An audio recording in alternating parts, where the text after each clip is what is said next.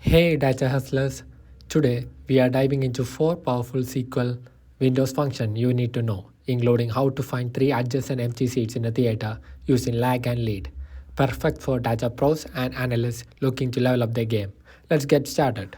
So our first scenario is to track customer transactions, like to give each transaction a serial number per customer based on date.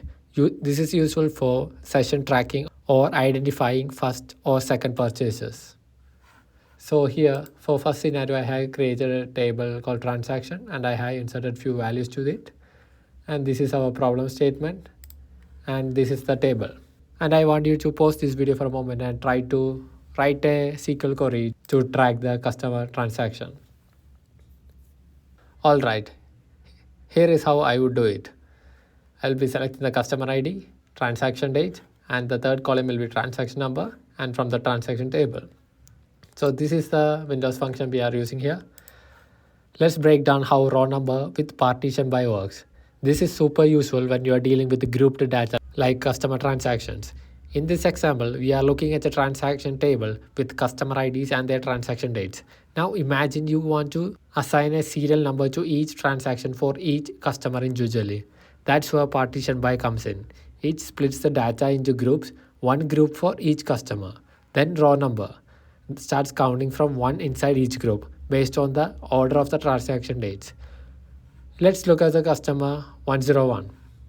First of all, let me run the query so you can see the output along with. Let's look at the customer 101. They have 3 transactions, one for the Jan 1st, one for the Jan 5th and one on the Jan 10th. Using partition by customer ID, order by transaction days, those dates are sorted and assigned row number 1, 2 and 3. Customer 102 on the other hand has 2 transactions, so they get row numbers 1 and 2 just within their own group. So basically, partition by resets the row number for each customer.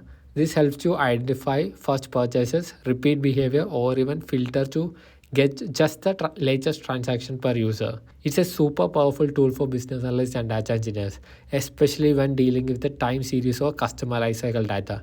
Stick around. Next, we will explore how to use lag to compare current and previous scores in a performance dataset. Alright, our scenario 2 is performance drop detection, like to compare employee performance this month versus last month. So for this scenario, I have created a table called employee performance. Then I inserted few values into the table and this is the table. Here employee ID 1 is having 3 scores for Jan, Feb and March and employee ID 2 is having 2 scores. So our problem statement is to compare employee performance this month versus last month. Pause the video for a moment and give a try yourself before me revealing the answer. Alright, this is how I would approach this problem statement. I'll be selecting the employee ID, month and score. And the third column I will name as previous score and from the employee performance. Now let's explain the Windows function used here. Now let's talk about lag, one of the most underrated but super useful Windows function.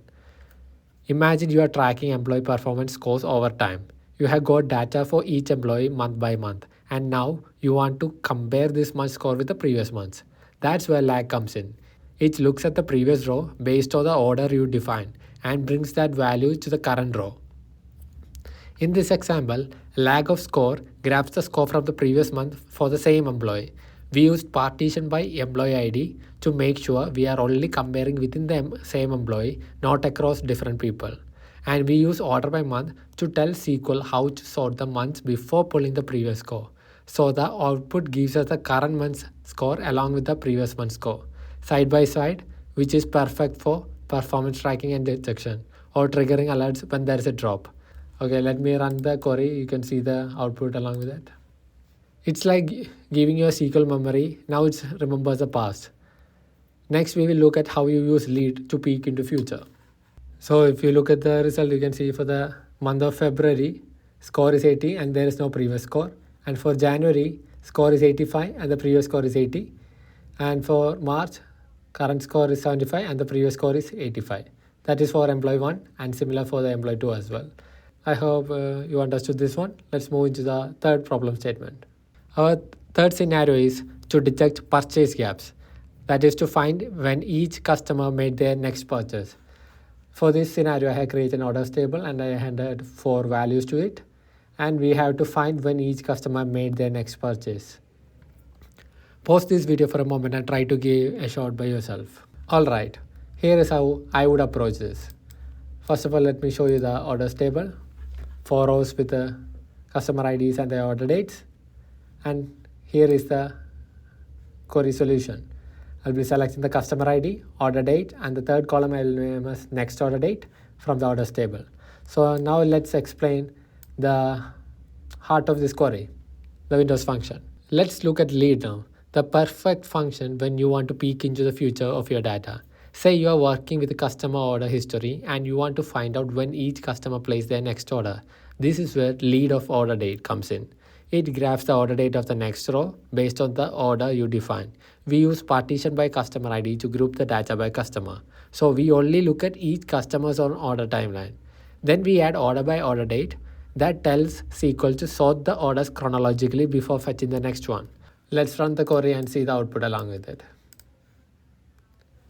So for that each order, you get the current order date plus the date of the customer's next order. If there is no order, it just returns null. This is super useful for churn analysis, predicting reorder cycles, or even sending timely reminder emails. Lead and lag are like time travel tools inside SQL. One lets you look back and the other lets you look ahead. Alright, moving on to the final query of the day. Our scenario for the day is to find the 3 adjacent empty theater seats. Detect if 3 adjacent seats in a row are all empty. This is common for group bookings. Like scenarios where you are planning to go for a movie. You along with the 2 of your friends are going for a movie and you want the 3 empty seats to sit together. So how will you solve this problem? With the help of SQL. For trying out this theater problem, I have created a table, theater sets, and I have inserted few values into it. And this is the table. Here I have, for the row ID A, I have created a few seat numbers and I have marked the status whether it is booked or empty. So if you looked at the table, this is a row we need. See, we can see the status as 3 of them are empty. So if you purchase this is a seat number where above that and below that is empty. So we need these 3. And also if you look at 7 and 8, for 7 also 6, 7, 8 is empty, 7, 8, 9 is empty. So these are the kind of seats which we are interested while booking the theater seats for 3 people. So I want you to pause this video for a moment and try to give this a shot by yourself. Alright, here is how I would approach the case. Let's take a real world example. Say you are working on a movie theater booking system. Your job is to find 3 adjacent empty seats in a row, so a group of friends can sit together. Sounds simple, right? But here's how SQL can solve it efficiently using Windows function. We have called the table theater seats with columns like seat number, status, and row ID. The status can be either booked or empty.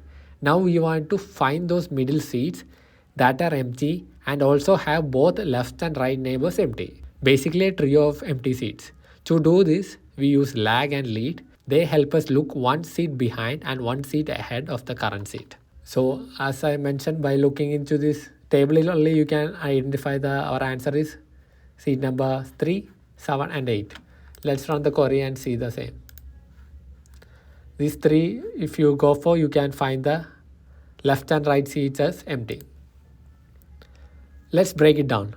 The first inside the subquery, we are pulling the current seat status, previous status and next status using lag and lead. All of this is ordered by seat number to preserve left to right seat arrangement.